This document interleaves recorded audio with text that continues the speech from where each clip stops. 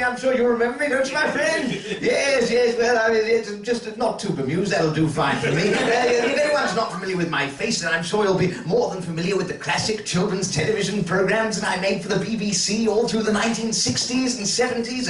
Mrs. Popjoy's Magic Attic. Yes, a couple of fans I see. Nicholas, the Mischievous Cupboard. Yes, but, release my crockery, you monster! It's wonderful to be with you here this evening, and I'm with you here tonight as part of a retrospective national tour of my work. You see, the sad fact of the matter is that most of the programs I made for the BBC on film and videotape back in the day have all been wiped. The BBC have thrown every last copy out of their archives, presumably by mistake. So there's this enormous gap in our cultural history, and it means the younger generations of today can't enjoy classics like Millie the Steam-Powered Elephant, or Freddy, the Door. I think that's a big shame, but you know, I think there must be one or two copies that escaped destruction and, you know, found their way into private film collections around the country, and I'm determined to get some of them back, and I'm talking to audiences like yourselves about my programs lately. I've been going up and down the Rochdale Canal. Ever since I was evicted from my home 5 years ago, I've been drifting aimlessly on a small raft. You get quite a lot of different characters that kind of crop up on the stand-up circuit every now and then disappear, never to be seen again. I'm just wondering why you think that Peter Fleming specifically has done so well. Well, I think a big reason for the longevity, I think, is me having not really had any other ideas for the characters. No, valid, that makes sense. I would say that's always, you know, a lack of creativity in many ways is really helpful, actually, for how long something lasts. Yeah. I think it probably does help in terms of Peter Fleming's longevity, that the fact that he is always showcasing other programs means he is a kind of one-man sketch show as well. So there is always there are always ways you can keep that fresh. Yeah, definitely. As well as being an individual character, he also does present a kind of format. Yeah. There are ways you can engage with that, and I think something I like doing creatively is taking an idea and, you know, doing everything I can to try and exhaust it. I really want to wring everything out of it that I can. Yeah. And I don't much like the idea of coming up with lots and lots of different ideas if there is some other way of exploring it. It probably helps that it does go back to childhood and this, you know, thing that I fell in love with when I was young, and this kind of fascination with it. And I still think of ideas for other things that Peter Fleming could do. Like, although I haven't actually started writing it, there is a germ in my head of a future hour-long show that would probably look at Peter Fleming's relationship with his fans and fan culture and the kind of possessive side of fandom, and how fans almost will look at the people who've made things in the first place and go, well, you're doing it wrong.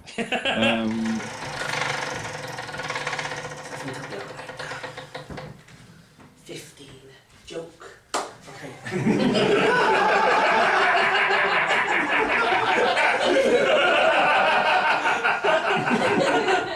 Right, joke for you. So, I'm a dyslexic. Are there any other dyslexics in the audience tonight? That's a shame, because there's power in numbers.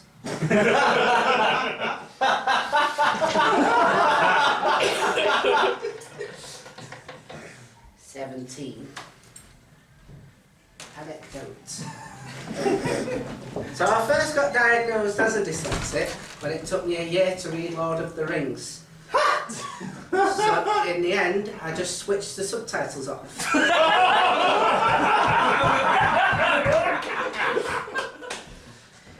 There is no known cure for dyslexia, but there are dyslexic conspiracy theorists who think that there is a cure, just it's been written down and they can't read it. Right, yeah. Open relationship. Right, I'll tell you what, I went on a date a couple of weeks ago with an American girl. I'll tell you something else that's really cool about being disabled. I get a free car from the government, right? Like James Bond, I know, right? I'd make a fucking sick James Bond, right? I'll tell you what, if I was ever chasing a bad guy and he went through a door, he'd have to hold it open and be like, oh, come on through, mate, it's all right.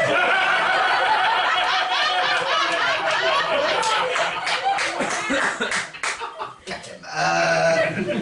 No, I get a free car from the government, and people are a bit confused about how it works. Let me explain. I have a lever on the side of my steering wheel. If I push it, it brakes the car. If I pull it, it accelerates. Other than that, it's just a normal automatic car. And I went on a date with this American girl. Now, before I tell you the story, I do not like the term basic. I think it is borderline sexist. I don't think you would describe a man as basic just because they like Instagram stories and for some reason paint their ring fingernail different to the other four fingers on their hand. I still don't know what that is about, and I will never know, but some people really like it, fair play to them, right? I don't like the term basic, I think it's pejorative, I think it's borderline sexist, but the thing about it is that we went to Pizza Express and she ordered a salad, so she was fucking basic. And, why would you order a salad? Fucking hell. Anyway, so we went down, she ordered the salad, and then she ordered a glass of wine, and she said, would you like a drink? And I said, no, I'm driving, and she went, oh, so you don't drink at all? And I said, no, I'm just not drinking tonight because I drove to the restaurant. And she went, but aren't you always driving? Yes, Jonathan, that is a shit joke, right? That's not what upset me about it. The words are fine. Like, I've heard the joke before, not upset me in the past, it hasn't upset me until that moment. The reason why it upset me is because she said it like this. Aren't you always driving? This mime is not okay unless you are wanking off two gifted hypothetical men, right?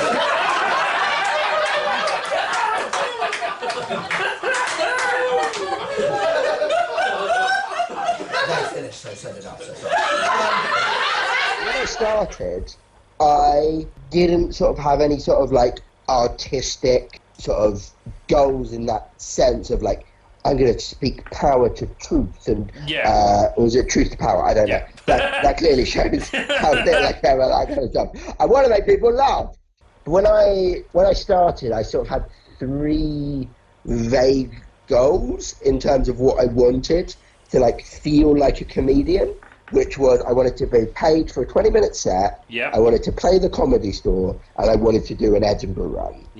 I managed to do all of those three things by 2018. I think, by and large, if I thought about that question when I started, of like what's the type of comedian that you want to be, I would like to think that is who I am now. I can't say that it was this grand plan that I knew that I was doing what I was going to find funny and that audiences were struggling and I kept persevering, and then everyone found me hilarious. It's not quite like that. I think, you know, what I did was I stuck to my strengths, and I think when you start, you don't really play to your strengths. You sort of, I certainly feel with me, I felt like I was doing an impression of what I thought was a stand-up comedian. Yeah, that seems to be a common trend, And so then when I sort of started thinking about how I'm funniest in real life and what I want to talk about, which is predominantly disability but not exclusively, and like I find talking about my dating life is a rich seam to talk about because that's the stuff that I find interesting. Mainly because I'm a horny little bastard. But is at that point where I was like, okay, this is when I'm getting funnier and this is when I'm getting better reaction. At the end of the day, she looked at her phone and she had seen that all the tubes back to her place were cancelled. And I said, look, it's fine, I can give you a lift home. And she said, how does it work? And I very simply said, well, it's an automatic. And then she said, it's voice activated, and even with my footballing credentials, I am not going to miss that open goal. I said, yep, Line 9 rider, right? She said, that's amazing, I want to get a lift home. I said, I want to see how it works too. So we got in the car, right? I said, we got in the car, I said go, I let go of the brake, the car began to move, and she went, oh my God, this is amazing! Because Americans are shy. Then I said, shut, stop, I slammed on the brake, and she went, oh my God, this is the best thing ever! Can I get this in my car? And I was thinking, no. I don't even have this in my car.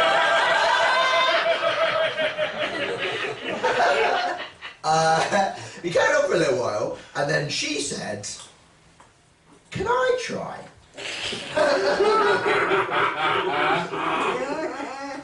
No. Is what I should have said. But I said, sure, why not? Why not is what I said, guys. I'll give you 2 reasons why not. Firstly, I think we've established that this is not how my car works. And secondly, even if it was, can you imagine giving your car to someone on the first date, giving control of your car? What if she crashed? I could end up in a wheelchair. Flyering, which is when you have to hand people sheets of paper that have your face on it while you look less and less like the promo picture. And while I was doing that, this massive bloke, right, so I'm only 5 foot tall, this massive fuck-off bloke got down in my face, right, and he went, fuck you. And I went, fuck you too, dick face. Now, I never thought I was any good at improv. But I consider that my finest work to date. I don't know why I did that, I don't know why I said that, because I definitely don't relate to being this size at all. Like, my friends all have, you know, spirit animals, which I think is like kind of a problematic term, but that's what they call them, so that's what I'm going to call them. And they all have spirit animals, that, you know, animals whose nature they relate to, so they've all picked, you know, ponies and unicorns and flamingos. Mine, you know those massive fuck-off dogs? Who, like, they look like they could eat a person in one. But they're, like, really chilled and stoic. That's not me.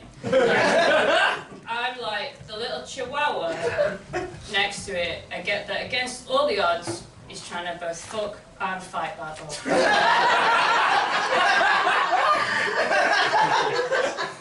That's my essence. Like I say, he's Pakistani Muslim, and I'm not Muslim.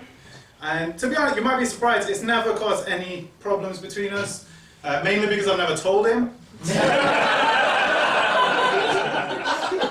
It's really hard, yeah, because pretending to be Muslim for your whole life, I don't know if you guys are aware, but there's a lot of rules. And like, he wasn't that strict, so like, he didn't even teach me, so I had to do research. I had to go into school and ask the Pakistani kids. I'm like, hey Bilal, what's the Quran saying about smoky bacon crisps? And like, like I said, there's so many rules. Like when in my dad's house, like my dad would never eat bacon. Obviously, he would never gamble, except when he was drunk.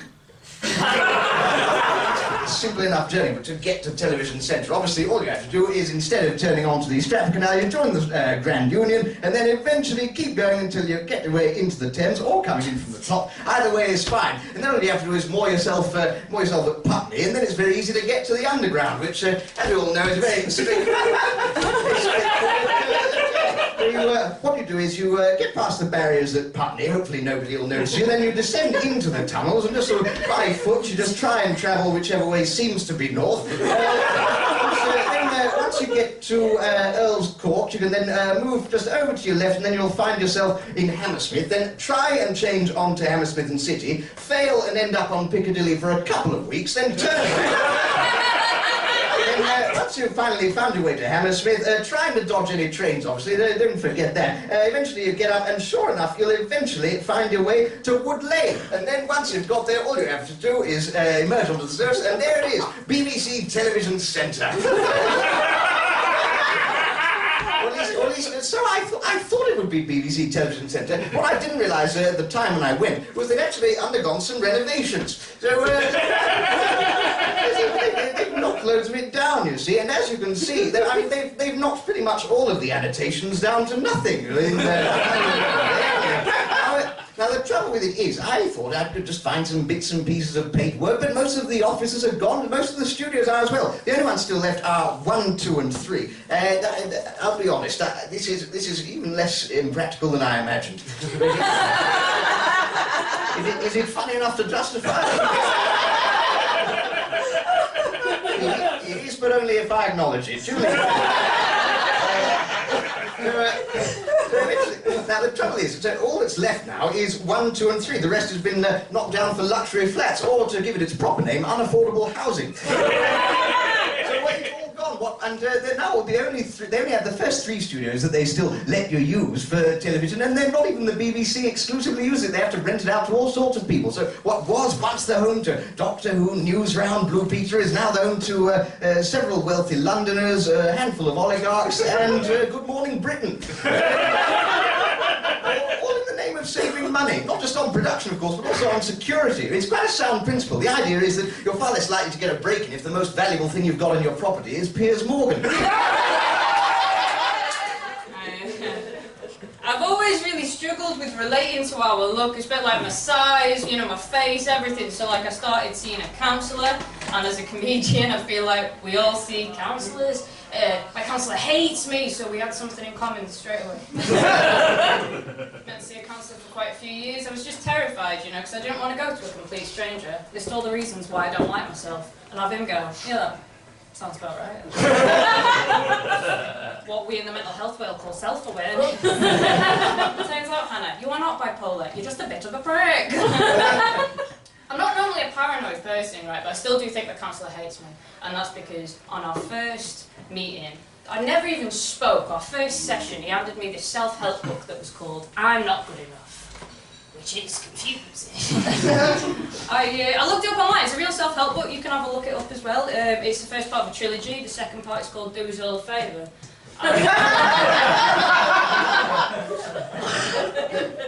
I couldn't find the third part. I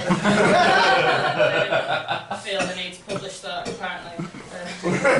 Yeah, man. Having a bit of a cough, why not? Enjoy yourself, it's a bank holiday.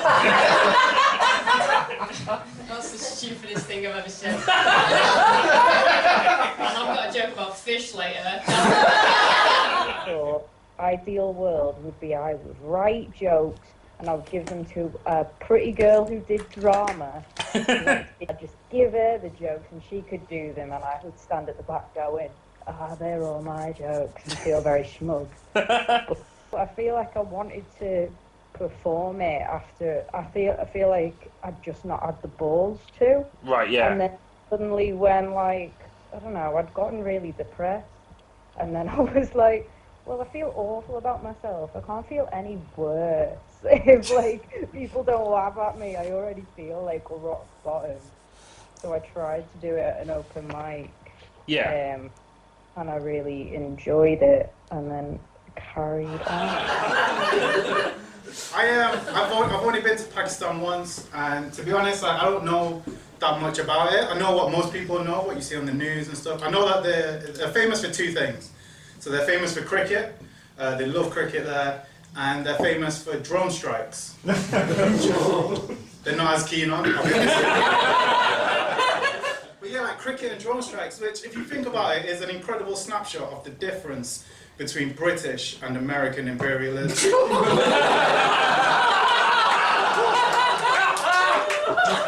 Because you have the Americans like, America, explosions, America, and then you have the British like, cricket. I don't know if you guys know about British imperialism, but the British, we were a bit sneakier than the Americans. Like, we didn't just run straight in blowing everything up. We introduced cricket when we colonized the world. Because that way, those people will slowly lose the will to live. For 5 days.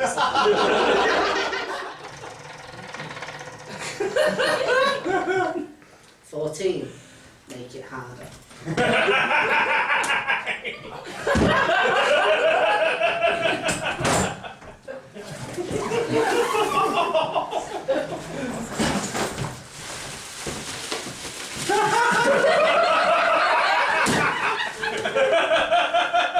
Oh, actually, I've forgotten on the back to this. What are we doing? Okay. That make it hard? No. Okay.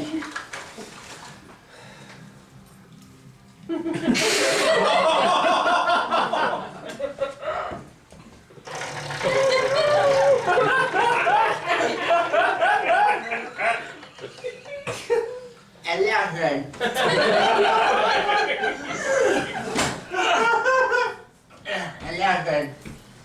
Oh, it's 11. Oh, I know what this is. This is like an audience interaction, like,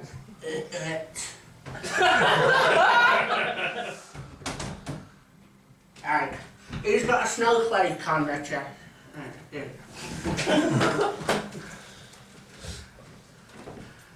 If you would.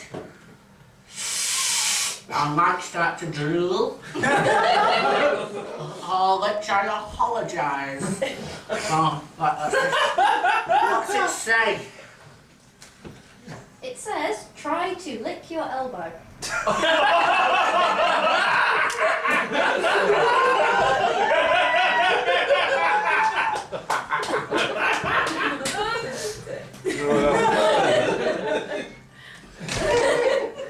It's impossible, isn't it?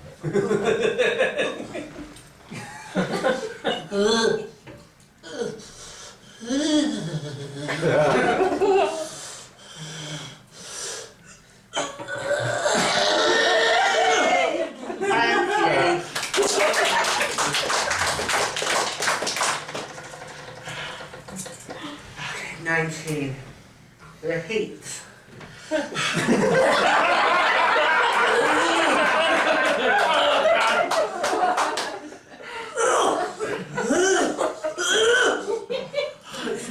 It's harder this time. The more I looked into clowning, the more I was like, oh, do you know what? This is actually really quite an interesting kind of performance style. Oh, it really is, yeah. Yeah, and I did, I can't remember where I read it or who said it, but they said that, like, the clown's, like, really anarchic. Mm. And I think that's true. I think proper, true clowning is quite anarchic. Yeah. And yeah, it just fucking throws all the rules out the window. Yeah. And that's something that like really appeals to me. Mm. But having said that, sometimes because I think people come to comedy shows with a strict expectation of what they expect to see. Yeah. And then someone comes on stage and then basically throws it all out the window. They can get really angry. I had a dad threaten to fight me. Was this at one of your kids' shows, or? This was at the kids' show, yeah. Yeah, he threatened to fight me because I sprayed him with silly string. Did you fight him? Oh, it was honestly, it was ridiculous. The technician said that he'd never seen someone so angry at a children's show. That's definitely something to put on posters. Well, that I might put on next year's poster, and I think I'm also going to put the worst 5 minutes of my life, which was on the Ed Fringe guide for last year. Oh god, amazing. Awkward silence. Don't laugh.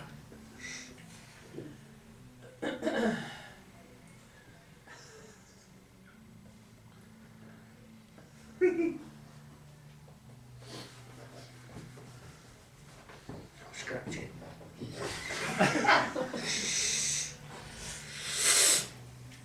Don't time your wasting.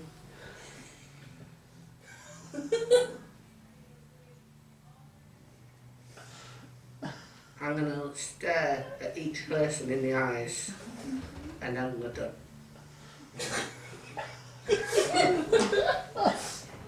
I'll reset it if you laugh, so. Can't look in.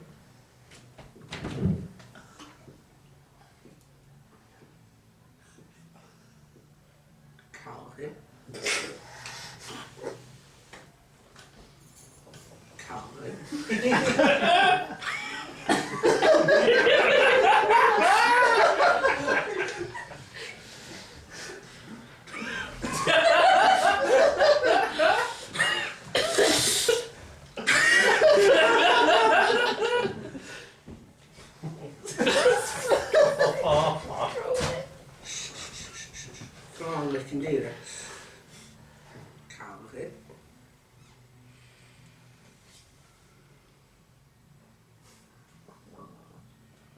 Calvin.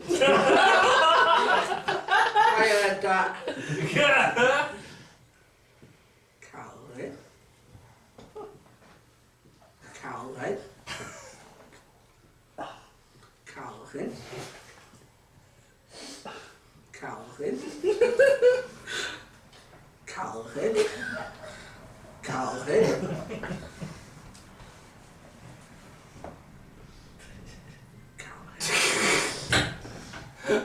Johnny, this is your night. The car park's gone where I first began my troubled relationship with John Pertwee. This was in late 1969. He'd just been given the role of Doctor Who, and it was at that point that I saw his lovely yellow car in the car park, and I mistook it for my own. And so what I did was I took that car and I drove it all the way down to Southend and then pushed it off the end of a pier. I only realised my mistake several hours after I'd fled the scene.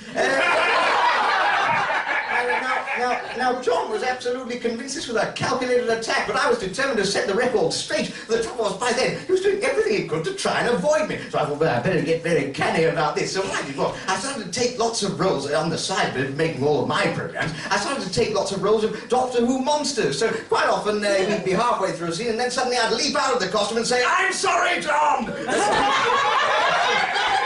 Quite often you might watch an episode of Doctor Who and see him looking quite nervous and you think, oh, he's a good actor. No, he's worried it's going to be me again. In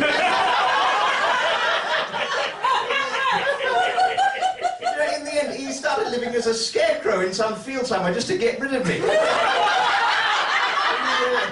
eventually able to monetize that on ITV, though. You're welcome, John. I've been employed for ages, man. Has anyone been on Job Seekers?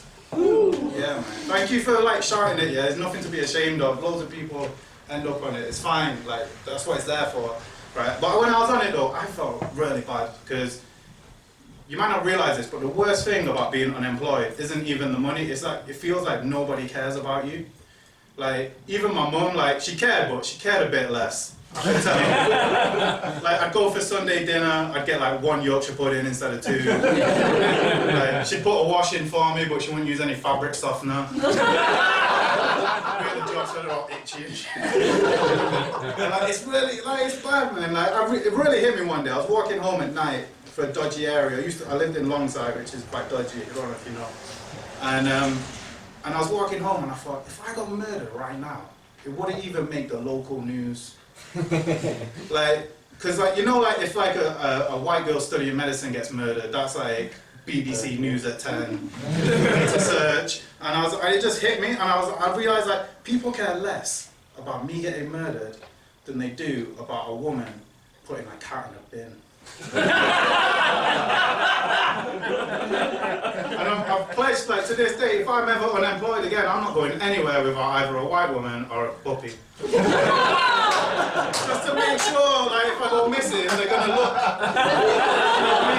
They went to the police station, like, "Chief, someone's gone missing. So mixed race guy, he's unemployed.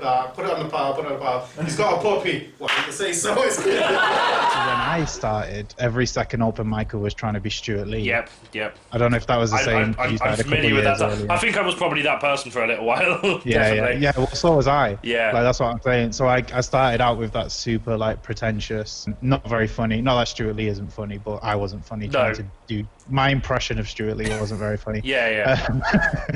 And it's hard, you know, when you start out, the way you start out, it's kind of hard to kick out of that sometimes. Watching Dave Chappelle helped me a lot. I know he's got some like controversial stuff out now that people aren't happy with. Yeah. But what he does, he talks about these like big issues, but the audience almost don't even realize he's talking about big issues, and it's because he's just telling a story or something, and then almost like as an afterthought, he hits you with like, this is the whole point of this. You know what I mean? Yeah. And I was like, oh, that's a much better way to do it than just being like, you know, you're all stupid and I'm really smart. And for me, for some people it works, you know. Yeah. If you're like, I love it. So if you went to private school, you get away with that a lot. It seems. Yeah. I don't know. I think I'd be terrible at being famous anyway, right? Famous people, especially famous women, you gotta be nice on cue. I can't be nice to people I like. You know, I find that very tricky. The amount of times that my fellas come to see this when I've just talked about being single for the entire fucking 10 minutes and he's gone, oh, come next month, it's a good idea. I feel like I can't be nice to people I like, and that's a big part of being famous, right? You've got to be nice on cue, you've got to be nice to people when they ask you stupid questions. The only thing I can relate to that is when people find out I am bisexual and they ask me stupid questions, because they're all the same question. They're very sensitive and uninvasive. It's either 1, will you have a threesome with me and my ugly husband? No. And 2, when did you first realise you were bisexual? And what they want from this is like this big pride story. They want something to tug at the heartstrings. They want milk, you know what I mean? They want like a big, beautiful thing. So I give it to them because I am a people pleaser, as you have noticed. And so I tell them that like, well, there wasn't a specific reason when I realised I was bisexual. I just think that sexuality is fluid, and as I grew as a person, my sexuality also grew, and I was able to take in love from wherever it came from. When in reality, the actual answer is Lola, the sexy fish from Shark Tale. That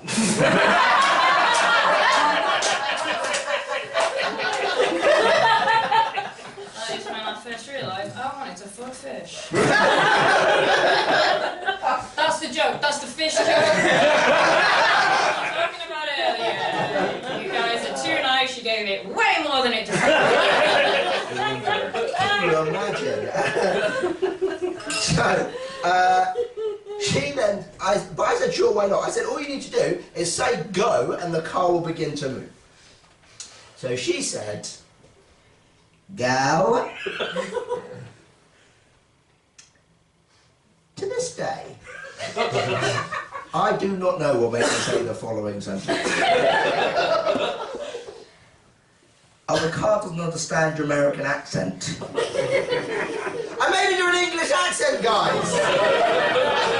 She went, go! I let go of the brake and she lost her fucking shit, right? You went mad. And also, right, and so she was doing this for about 15 minutes, right? And the longer it's going on, the funnier I'm finding it, but I'm keeping it together. And then it occurs to me, right, that the next day, she's going to go into work, and people are going to go, oh, how was your day?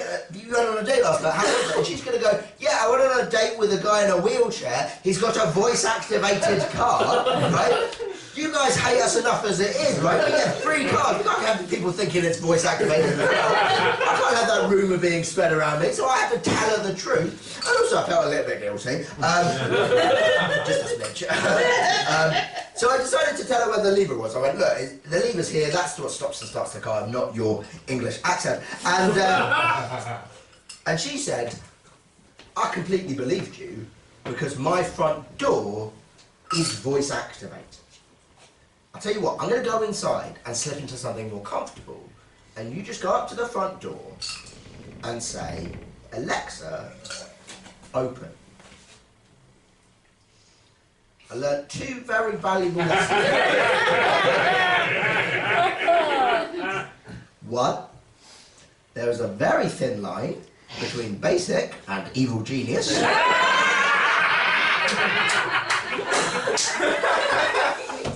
And 2, there is nothing so sad as a guy in a wheelchair shouting open at a door.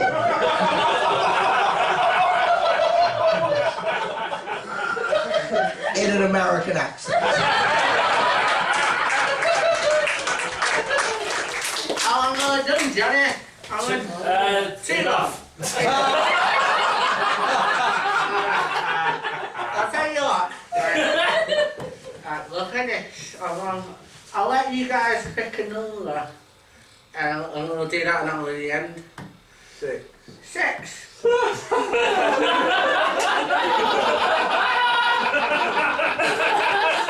Awkward silence, so weird. Sorry, Johnny.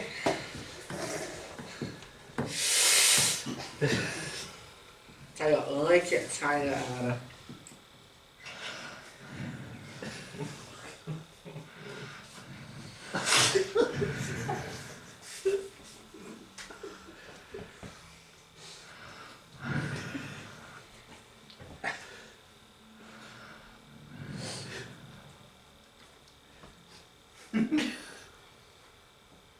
Excuse me.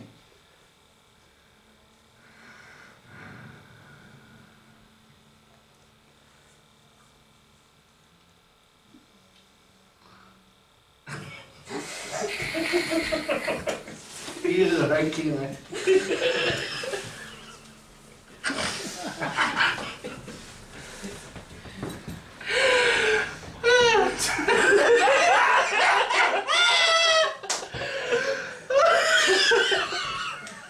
Your fault, Ricky.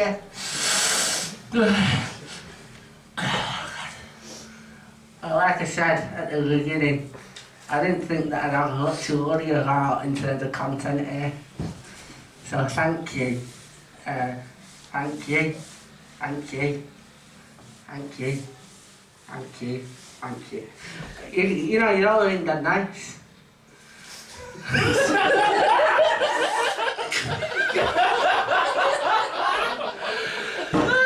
Especially you, Calvin.